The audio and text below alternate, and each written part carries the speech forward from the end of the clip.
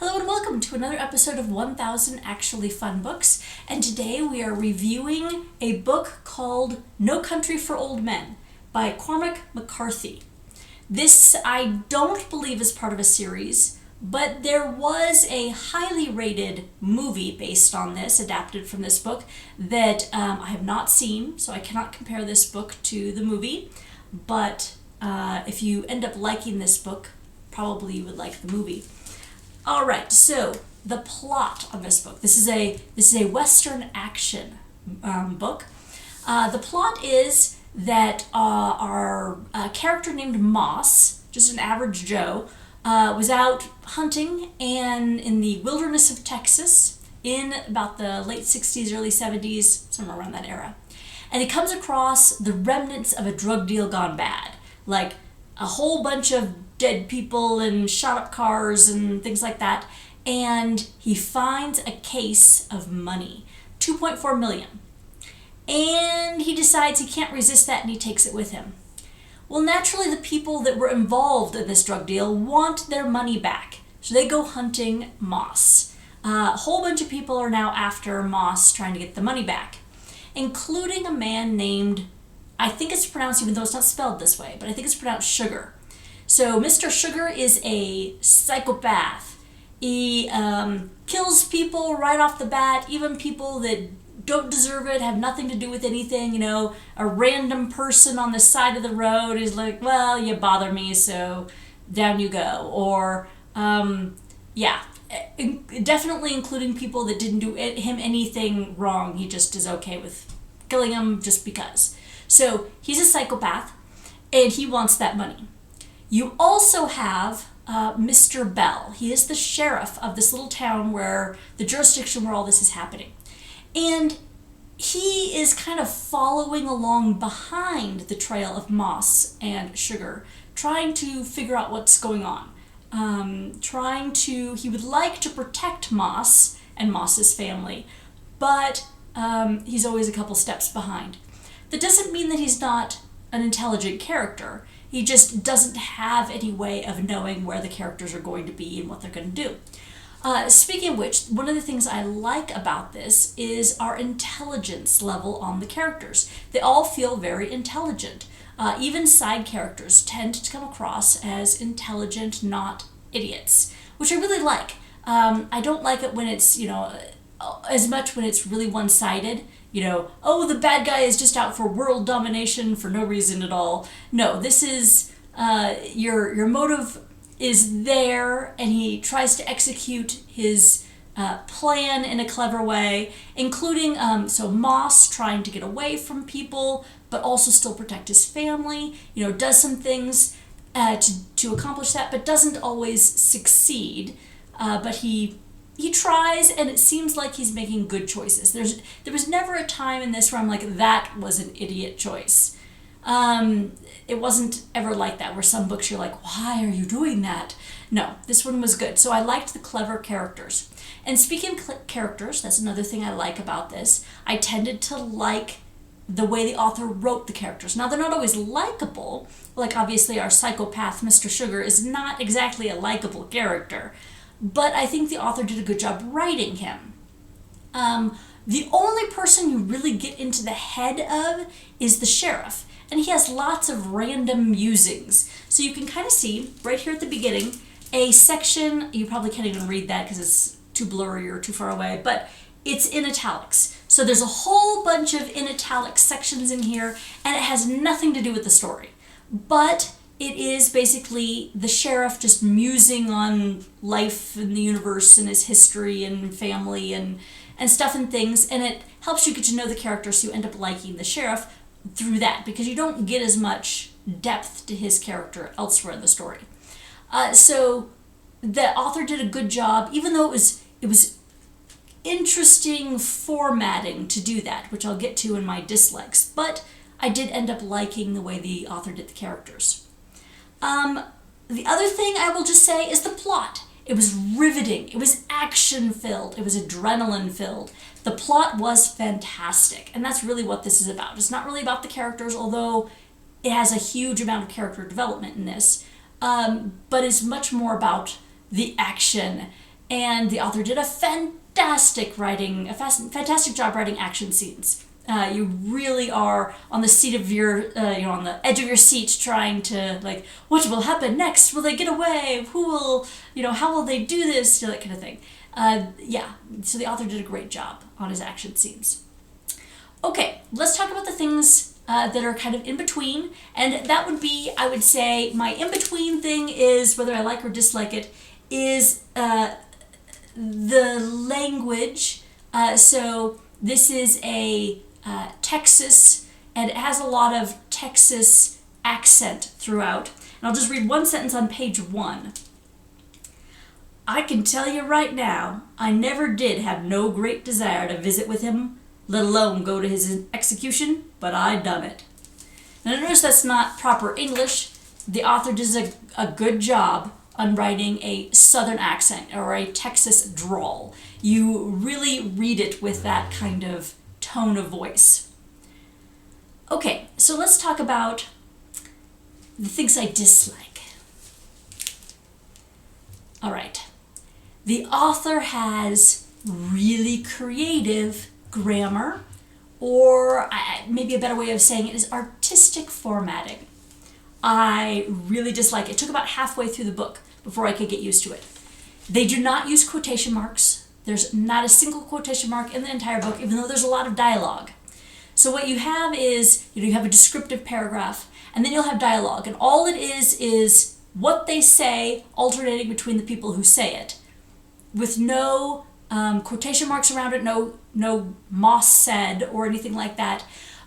So it's really distracting. It really is. I mean, it took me, like I said, a long time. It kept throwing me out of the story because I'm like, this is frustrating reading. So the formatting just irritated me.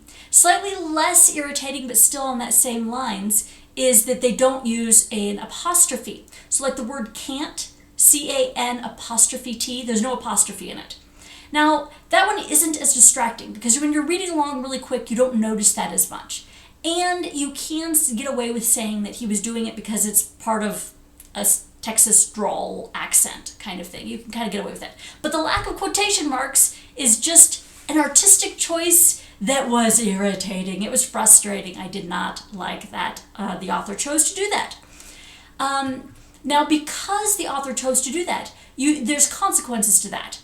You can never have emoting or expression or tone of voice or anything. So everything in this book comes across as a very flat, monotone voice. Because you never say, no, and, with expression. It doesn't say like, no, he cried, or no, he whispered quietly, or anything like that. Because there's nothing to go with the no. It's just no, right? So because of that, everything everybody says throughout the entire book feels monotone. Like there is zero expression in anybody's discussion and anybody's tone of voice. They don't have your stance. You don't have what somebody looks like when they're talking or anything like that. So I think that is a negative. It wasn't as bad, honestly, as I make it out to be, because probably most people were saying things in a very dry, bland tone of voice. But it's still, I think it would have made it better if the author had bothered to include some of those details. That's just me. So I didn't really like that. So the artistic formatting is a big negative. Okay, another thing that I dislike, the author chose to use the N-word once in the book. I bring it out because some people are extremely offended about this. It was interesting the way the author used it. It wasn't used as a derogatory thing. It was actually used as part of somebody's name. Like if somebody's last name was Smith, it would be Edward Smith is what they did in the book. As if that was just the person's name. It was just casually thrown out there. It was just weird. It just like jumped up at me like, oh my goodness, I don't think I've ever actually read a book that had this in there. And this was written in 2005, so this wasn't like, or 4 or something like that. So this wasn't so old that this was acceptable terminology. Like if this was old enough to be in the public domain, I would forgive it because of, different culture, different time. But for a modern book to do that is really kind of shockingly offensive, so there is that there. Okay.